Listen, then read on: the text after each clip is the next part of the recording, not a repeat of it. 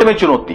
1967 में दिल्ली एक व्यक्ति हुआ, उन्होंने $14,000 का उस समय का होम लोन लिया और यह कहने से मना कर दिया, यह कहकर वो पूरा कर्ज देने से मना कर दिया कि बैंक वालों ने उसको असली पैसे नहीं दिए। अब पहले तो सबको यह दलील बकवास लग रही थी, पर बाद में बैंक के मालिक जेपी मॉर्गन ने माना कि बैंक तो लोन के पैसे हवा से बनाता है।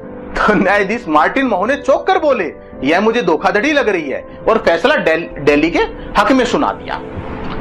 तो जब पूरी बैंकिंग व्यवस्था के लिए यह खतरा होता अगर सभी अपना कर्ज देने से मना कर देते हैं। न्यायाधीश मार्टिन महू ने बाद में जब इस पूरी बैंकिंग व्यवस्था को चुनौती देने की कोशिश की तो 6 महीने के अंदर रहस्यमय ढंग से जहर की वजह से उनकी मृत्यु हो गई। तो एक तरह से ये लोग क्या करते हैं कि पैसा हवा में ही बनाकर दे देते हैं और हम ब्याज भरते रहते हैं बेवकूफी की तरह। तो इसको केंद्रीय बैंक को हमें समझना पड़ेगा कि जो पैसा ऊपर ये पूरी व्यवस्था है इसमें बैंक तो गुना कर देते हैं, लेकिन केंद्रीय बैंकों का क्या काम है फिर?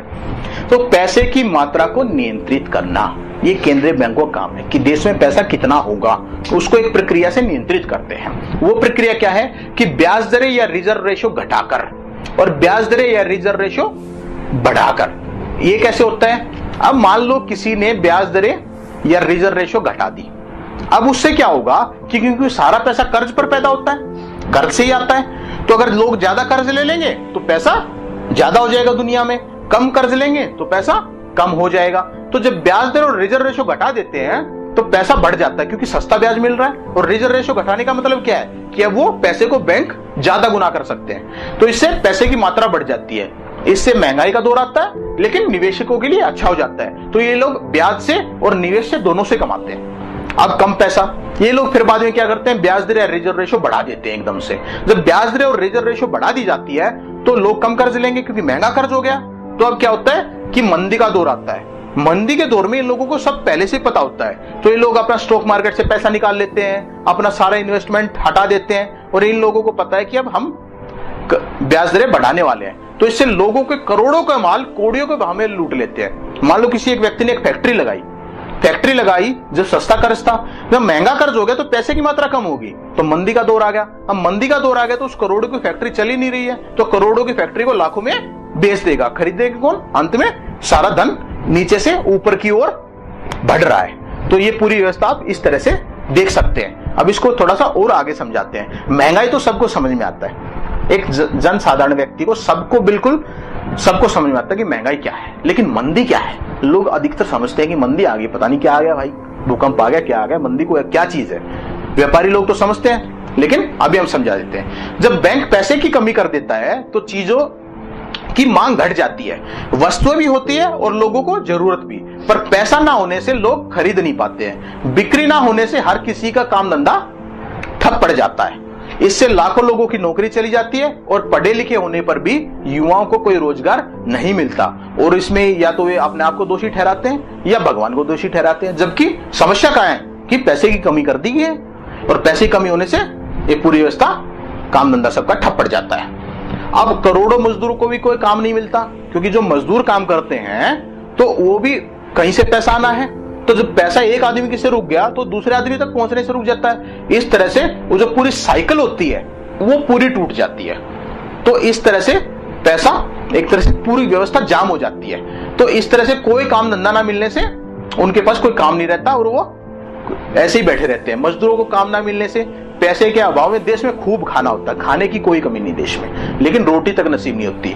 और सरकार लाखों टन अनाज सड़ने देती है, क्यों? क्योंकि उसको खरीदने वाला कोई नहीं है। सरकार क्या चाहती है, फ्री में क्यों बांट दे? सरकार कहती है पैसे लाओ, और पैसा कहां से है? पैसा उन्होंने कम कर दिया है, तो बेचारे लोग भूखे मर जाएं पर हम अनाज नहीं देंगे। तो इस तरह की व्यवस्था चलती है। अब देखो, करोड़ों लोग रोज भूखे सोते हैं और इससे होने वाले कुपोषण से और बीमारी से हर रोज हजारों बच्चे मर जाते हैं। विश्व बैंक का आंकड़ा है कि हर रोज 34,000 बच्चे भूख और कुपोषण और इनसे होने वाली बीमारी से मर जाते हैं। यानी हर रोज सुबह सूर्य उदय होता है उससे पहले 34,000 बच्चे मौत की नींद में, गहरी नींद में सो जाते हैं। तो ऐसी व्यवस्था चल रही है। अब खाने की मांग में कमी होने से किसान और की फसलों, फलों और सब्जियों का कोई मूल्य नहीं रह जाता। एक तरह से पूरी व्यवस्था का चक्का जाम हो जाता है। तो मजबूरी में किसान अपनी जमीन, उद्योगपति अपना उद्योग सस्ते में बेचने को 50,000 की आशा करने वाला पढ़ा लिखा युवा जब वो कोई इंजीनियरिंग की डिग्री लेने जाता ना, खूब पैसा खर्च कर देता, सोचता मैं 50,000 रुपया महीना कमाऊंगा, ये कर दूंगा, वो कर दूंगा, बहुत बड़ी आशा रखता है। लेकिन बाद में क्योंकि मंदी का दौर चल रहा है तो उसको 5,000 रुपया मिलना भी मुश्किल हो जाता है और मजदूर सस्ते से सस्ते में काम करने को तैयार हो जाता है क्योंकि पैसा ही नहीं मिल रहा है, रोटी नहीं मिल रही है। और उड़ीसा में कालाहांडी में एक माँ इस देश में 20 रुपये में अपने छोटे से बच्चे को बेच देती है।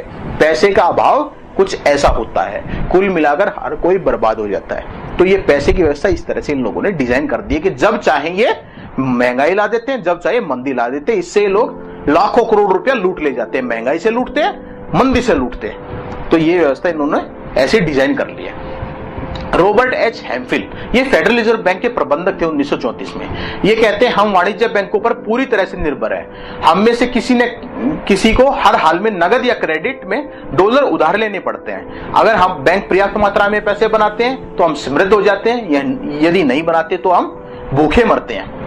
तो समझिए आप, फेडरल रिजर्व बोर्ड के अध्यक्ष मैरी नेकलिस 1941 में लिखते हैं अगर हमारी पैसे की व्यवस्था में कर्जा नहीं होगा तो देश में एक भी पैसा नहीं होगा, क्योंकि पैसा ही कर्ज है और कर्ज ही पैसा है। तो इस पूरी व्यवस्था को आप समझ पा रहे हैं, जितना लोग कर्ज ले लेंगे उतना पैसा बढ़ जाएगा, कर्ज नहीं लेंगे तो पैसा घट जाएगा। अमेरिका इतना फल फूल कैसे गया?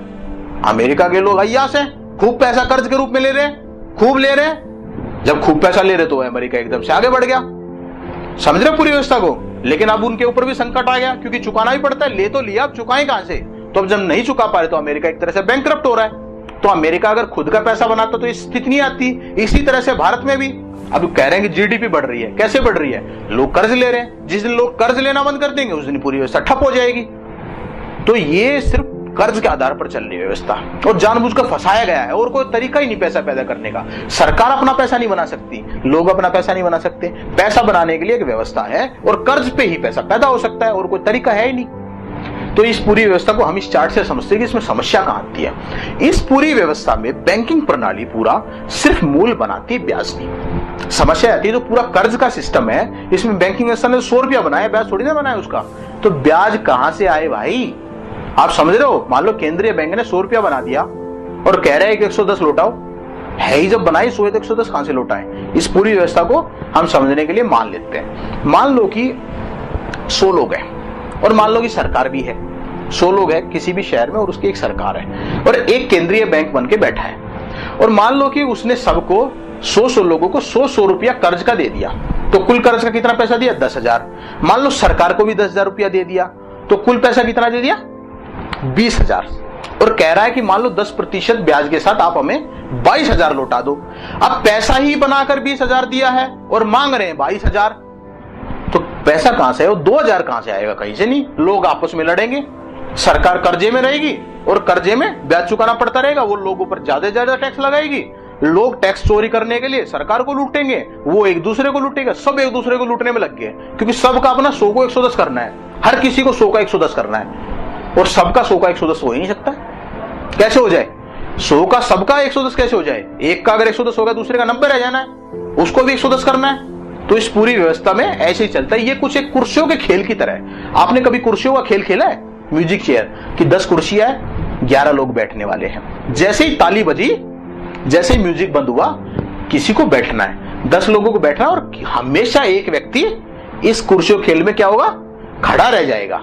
तो क्योंकि सबके लिए कुर्सियां नहीं है, तो ये बैंकिंग व्यवस्था ऐसे ही चल रही है। इस व्यवस्था में सबके लिए स्थान नहीं है, इसलिए ये कहते हैं कि प्रेम, युद्ध और कंपटीशन में हर चीज जायज है। यह व्यवस्था कंपटीशन पैदा करती है, गला काट कंपटीशन।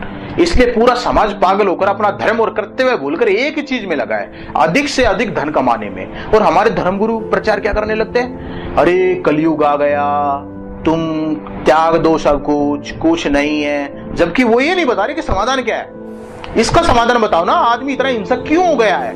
क्यों आदमी पागल होकर पैसे के पीछे दौड़ रहा है?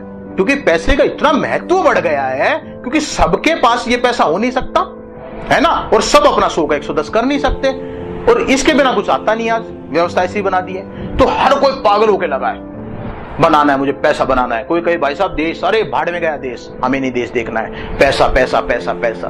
तो ये पूरी व्यवस्था पैसे आधारित होगी और पैसा कम कर दिया है जानबूझ के। इसलिए लोग एक दूसरे का गला काट रहे हैं, भाई भाई से लड़ रहा है, छोटी सी पैसे के ऊपर उसने उसकी हत्या कर दी, उसने उसकी कर दी, चोरी डकैती सब बढ़ रहा है। तो इस देश में समझ में आना चाहिए हमें कि ये पूरी व्यवस्था क्यों है, क्यों लोग हिंसा करते हैं, क्यों लोग ये अत्याचार हो रहा है। तो आपको शायद जो पहले सवाल किए थे उनका उत्तर मिलना शुरू हो गया होगा।